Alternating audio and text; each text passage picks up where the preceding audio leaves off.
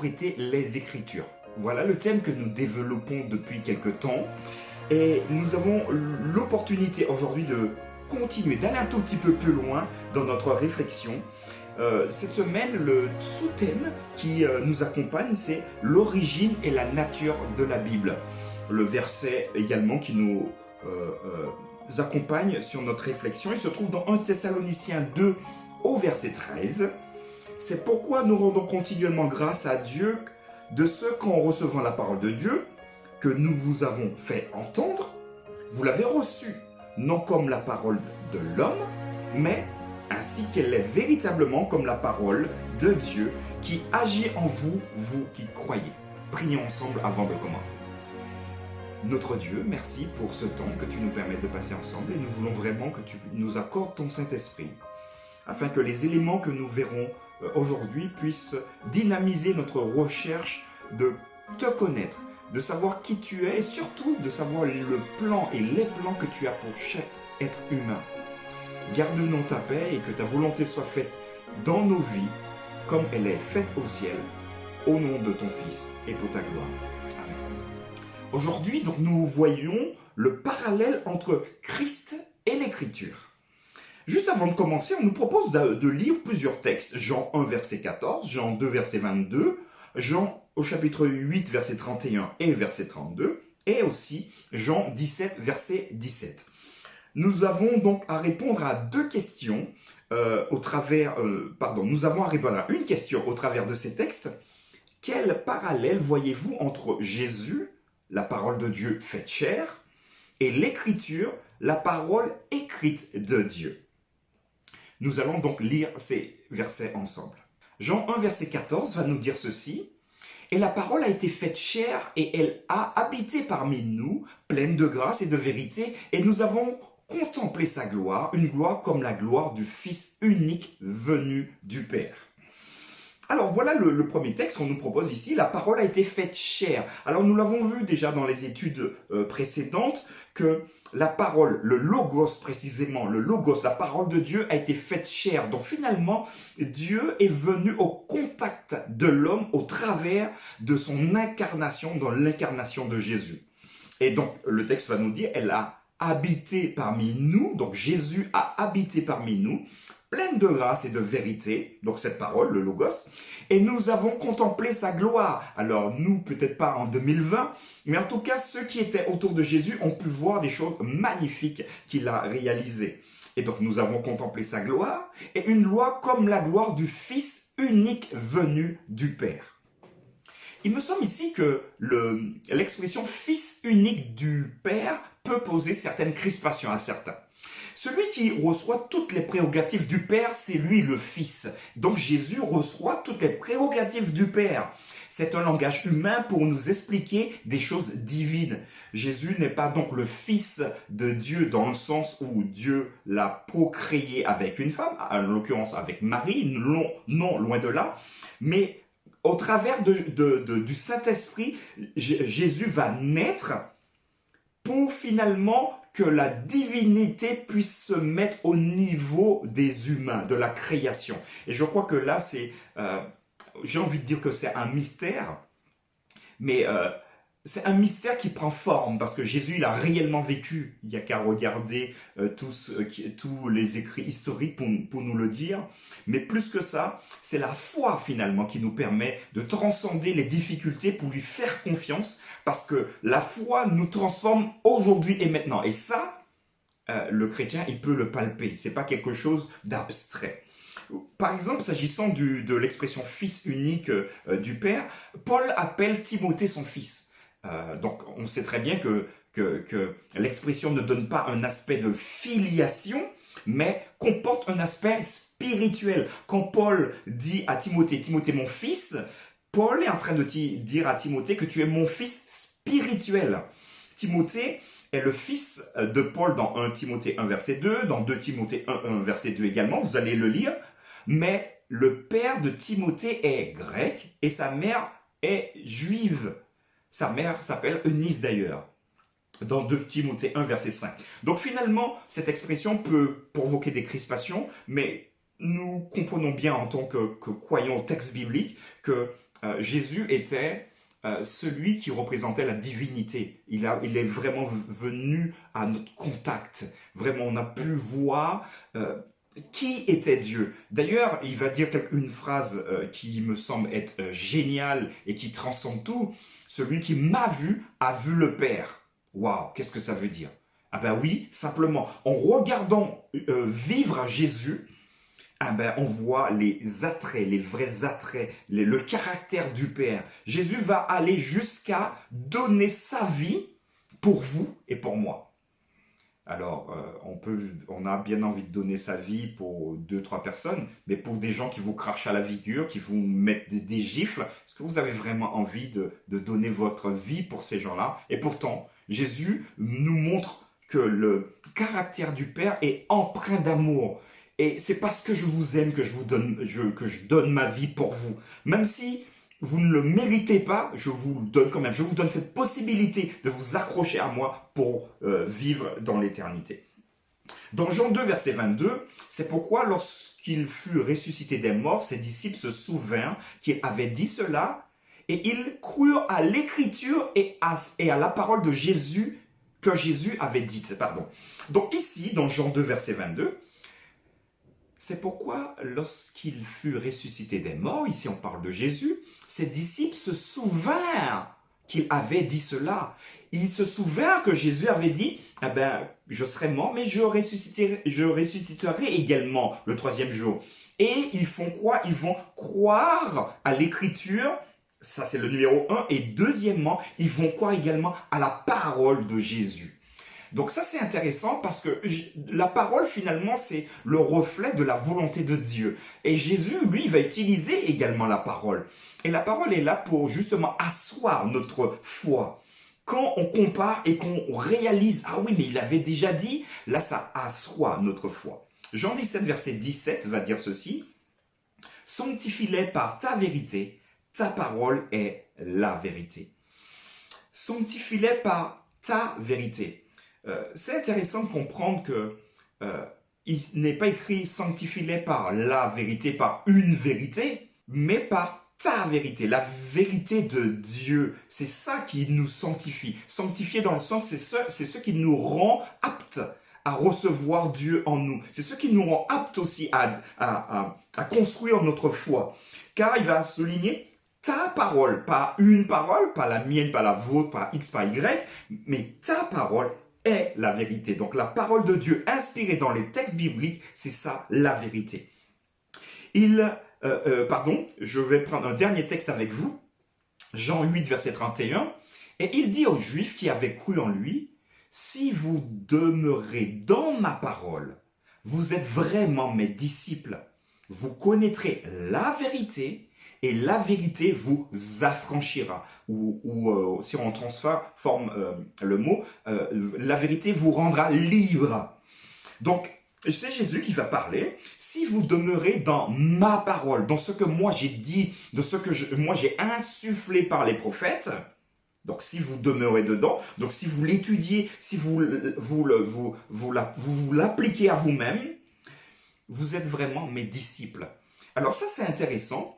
Ici, il ne s'agit pas de croyants par croyants. Jésus est en train de parler de disciples. Qu'est-ce que vous êtes des disciples du Christ? Si c'est le cas, vous êtes en train de demeurer dans sa parole et vous faites ce qu'il vous dit de faire. C'est vrai qu'on a plutôt l'impression de dire je suis croyant non pratiquant. Je suis croyant non pratiquant. Bibliquement, ça ne se tient pas. Bibliquement, ça ne tient pas parce qu'un croyant pratique. C'est comme si, alors je prends souvent cet exemple-là, c'est comme si vous montez dans un avion et puis le pilote vous dit « Bonjour, je suis le pilote de cet avion, nous allons partir en vacances, vous allez aux Baléares. » Alors imaginez, belle plage. Alors je suis le pilote, mais je pilote pas, je vais faire comme je peux pour voir. Ben là, je pense que vous allez descendre rapidement dans cet avion. Donc du coup, un chrétien non pratiquant, c'est... Voilà, même si on utilise cette expression et on comprend ce que ça veut dire, mais je crois que Dieu nous demande, Jésus nous demande d'aller plus loin. Il nous demande que l'écriture, sa parole demeure en nous et ainsi nous serons ses disciples. Un disciple est là pour apprendre, pour progresser et pour suivre son maître également. Voilà. Il y a un parallèle entre la parole de Dieu qui est devenue chair, c'est-à-dire Jésus-Christ, nous l'avons lu dans Jean 1, verset 14, et la parole écrite de Dieu, c'est-à-dire l'écriture. On l'a vu dans Jean 2, verset 22. Tout comme Jésus a été surnaturellement conçu par l'Esprit Saint, mais né d'une femme, l'Écriture sainte est aussi d'origine surnaturelle, mais délivrée par les êtres humains, les prophètes donc. Jésus-Christ est devenu un homme dans le temps et l'espace. Il a vécu à une époque précise et à un endroit précis. Toutefois, ce fait n'a ni annulé ni rendu historiquement relative sa divinité. Jésus, même s'il a pris naissance dans un lieu, dans une société particulière, ça n'a pas annulé sa divinité. Il est le seul rédempteur pour tous les peuples, partout dans le monde, à travers tous les temps. Et on peut lire également pour ça Acte 4, verset 12. Je vous lis Acte 4, verset 12. Il n'y a de salut en aucun autre, car il n'y a sous le ciel aucun autre nom qui a été donné parmi les hommes par lequel nous devions être sauvés. Il n'y a pas de salut au dehors de Jésus. Alors, je peux essayer de comprendre d'autres personnes qui croient en d'autres choses. Très bien. Je suis chrétien, je fais confiance dans la parole. Je l'ai vérifiée, elle est encore active aujourd'hui. Il n'y a de salut en aucun autre. La seule personne qui nous a promis de revenir et de nous chercher, c'est Jésus, au travers de la divinité. Car il n'y a sous le ciel aucun autre nom qui a été donné parmi les hommes par lequel nous devions être sauvés. De même, la parole écrite de Dieu, la Bible, a également été donnée à un moment précis et dans une culture particulière. Tout comme Jésus-Christ, la Bible n'est pas conditionnée dans le temps, c'est-à-dire elle n'est pas limitée à un moment et à un lieu précis, mais au contraire, elle reste obligatoire pour tous les peuples, partout dans le monde. La Bible a une portée mondiale. Alors c'est vrai qu'on a dit qu'il y a plus de 4 milliards d'exemplaires, mais ce qui me semble être important à comprendre, c'est que les enseignements bibliques sont des enseignements qui peuvent être appliqués partout et en tout lieu. Quand Dieu s'est révélé, il est descendu au niveau humain. Alors on l'a dit tout à l'heure, donc le fait d'incarner, Jésus qui s'est incarné, Dieu, finalement la divinité, est descendue au niveau humain. La nature humaine de Jésus a montré tous les signes d'infirmité humaine et les effets de quelques 4000 ans de dégénérescence. Toutefois, il était sans péché. Le texte est clair quand il nous dit que Jésus était sans péché. De même, le langage de l'écriture est le langage humain et non un langage parfait surhumain que personne ne parle ou que nul ne peut comprendre. Quand Jésus se révèle à quelqu'un, quand Dieu se révèle à quelqu'un, il utilise donc un langage accessible à tous. Alors que toute langue a ses limites, le créateur de l'humanité, qui est le créateur du langage humain, est parfaitement capable de communiquer sa volonté aux êtres humains d'une manière digne de confiance sans nous tromper. Bien sûr, chaque comparaison a ses limites. Jésus-Christ et les Saintes Écritures ne sont pas identiques. La Bible n'est pas une incarnation de Dieu. Dieu n'est pas un livre non plus. Dieu, en Jésus-Christ, est devenu humain. Nous aimons la Bible parce que nous adorons le Sauveur proclamé dans ces pages. Et nous avons l'occasion de le dire, la Bible en elle-même, le livre, n'a pas un super pouvoir. Mais c'est parce que nous allons lire le texte et que nous allons réfléchir dessus et que nous allons en tirer les enseignements que ça aura un impact sur notre vie. Je crois qu'il faille également faire attention, j'aimerais le dire ici. C'est vrai que certains chrétiens sont tellement croyants qu'ils veulent appliquer à la lettre tout ce qui est écrit dans la Bible. De vous à moi, je dois vous le dire, c'est une erreur de faire cela. Je vais vous prendre un exemple pour étayer ce que je suis en train de dire. l'expression « la Bible dit, c'est point amen ». C'est-à-dire qu'elle a dit et j'applique et c'est fini. Si c'est le cas, jette un petit coup d'œil dans Deutéronome 21, versets 18 à 21. Ici, c'est le texte biblique qui parle. Deutéronome 21, 18 à 21. Si un homme a un fils indocile et rebelle, alors imaginez-vous, vous avez un fils qui ne vous obéit pas. Il est indocile et en plus c'est un rebelle, n'écoutant ni la voix de son père, ni la voix de sa mère. Alors, on va dire que c'est un petit monstre. Et ne leur obéissant pas même après qu'ils l'ont châtié. Donc, même après une belle fessée, je crois que c'est interdit maintenant en France, mais dans le cas, c'était pas interdit. Le père et la mère le prendront et le mèneront vers les anciens de sa ville et à la porte du lieu qu'il habite. Ils diront aux anciens de la ville, « Voici notre fils qui est indocile et rebelle, qui n'écoute pas notre voix et qui se livre à des excès et à l'ivrognerie. » Donc, il va encore plus loin, il boit.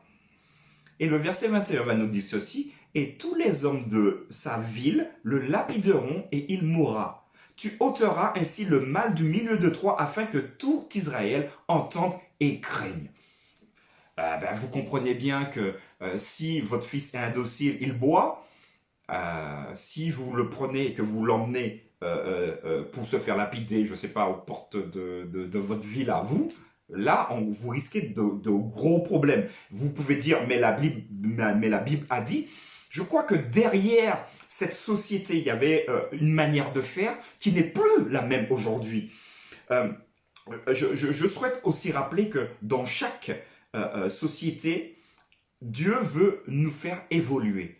Alors peut-être que jusqu'à maintenant, ils étaient en train de comprendre la vie comme ça, mais Dieu est passé par là, Jésus est passé par là. Et ce qui est intéressant, c'est que, en fait, je vais dire, Dieu il fait avec nous. Il fait avec nous. Il nous prend là où nous sommes et tout doucement nous permet de comprendre les choses et de le voir comme il est réellement. C'est d'ailleurs pour ça, et j'ai envie de le souligner ici, que la venue de Jésus a mis un stop à tous les prophètes. Si vous voulez connaître Jésus, lisez les synoptiques. Matthieu, Marc, Luc, rajoutez Jean, pour savoir qui il est. Parce que tous les bons prophètes, ça ne veut pas dire qu'ils étaient à côté, mais ils ont fait comme ils ont pu. Ils ont donc transmis le texte qu'ils ont reçu de Dieu. Mais tout ça, c'était imparfait. Ils savaient, oui, il y a Jésus qui venait, il serait comme ça, d'accord, il aurait fait ça. Mais en fait, si on veut connaître qui est Dieu, on peut regarder Moïse, nous nous tromperons. Vous pouvez regarder Abraham, vous allez également vous tromper. Si vous voulez savoir qui est Dieu, regardez la vie de Jésus et jusqu'où il est allé et tout ce qu'il a fait pour nous. Là, on va commencer à... Alors, j'ai dit tout à l'heure, c'est vrai, connaître Dieu, mais on va commencer à toucher Dieu du bout des doigts au travers de la vie de Jésus. Enfin, une citation maintenant d'Ellen White qui va dire ceci, mais la Sainte Écriture, ou les Saintes Écritures, où la vérité s'exprime dans le langage des hommes, nous offre une union étroite de la divinité et de l'humanité. La même union s'est retrouvée dans la nature du Christ, qui fut à la fois fils de Dieu et fils de l'homme. Jésus avait la double casquette, fils de Dieu, nous avons expliqué tout à l'heure ce que c'était, mais il avait aussi la casquette fils de l'homme parce qu'il était enfant de Marie et le fils de l'homme. Un clin d'œil à l'Ancien Testament faisait référence également au fils de Dieu. La même union qui s'est retrouvée dans la nature du Christ, qui fut à la fois fils de Dieu et fils de l'homme, on peut donc dire de l'Écriture comme de Jésus-Christ qu'elle est la parole faite chair et qu'elle a habité parmi nous dans Jean 1, verset 14. J'aimerais que nous puissions voir maintenant deux questions avant de terminer, et les voilà. Pourquoi l'Écriture doit-elle être fondamentale à notre foi ? Donc pourquoi l'Écriture, donc le texte biblique, pourquoi l'Écriture doit être fondamentale à notre foi et sans elle, où serions-nous ? Je crois que ce texte-là est assez facile à comprendre et j'aimerais vous proposer une référence qui va y porter une réponse. Romains 10, verset 17 va nous dire ceci. Romains 10, verset 17.